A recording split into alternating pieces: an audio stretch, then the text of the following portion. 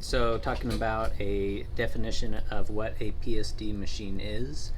Uh, Traditionally, PSD is an acronym for a plastic sphere dispenser, and so it's a machine that dispenses spheres that fall out of a helicopter, land on the ground, and then they ignite a small ignition. It's nothing too exciting, but it's enough to ignite fuels on the ground.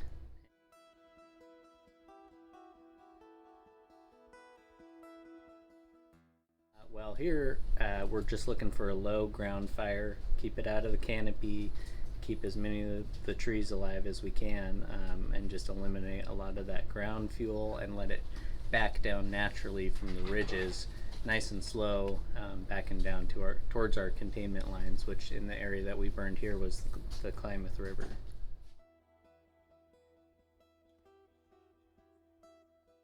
We opted for helicopters versus ground ignition because this is incredibly steep and rugged terrain. To accomplish the same mission, we'd have to get a lot of people walking around on real steep, rugged ground. It was preferable to let this fire burn at night, and so we were able to light this right at the very end of the day and let it do its natural burning at the nighttime, as opposed to getting people out in the dark where they can't see very well, where there could be snags or cliffs to stumble off or anything like that. And so it was a much safer operation to accomplish with the helicopter in that sense.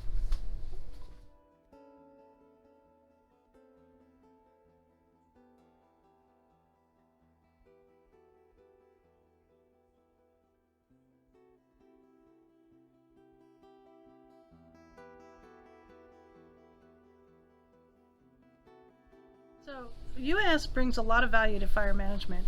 It allows us to mitigate risk at an even higher level than just by using the helicopter to mitigate risk, because it allows us not to have any people in the air, just the machines in the air.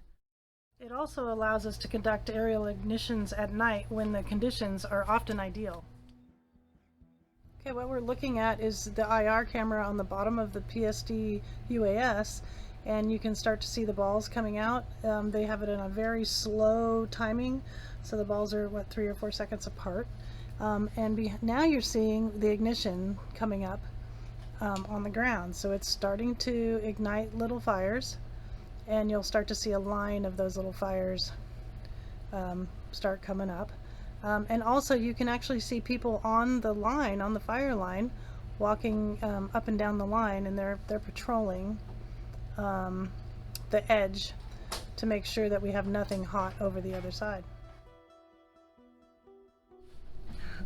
The future of UAS in the Forest Service is it's bright. We are definitely developing the program to having a lot more UAS modules, so that people that can fly it, that understand what the mission of that aircraft is, and we do plan to use it a lot more. And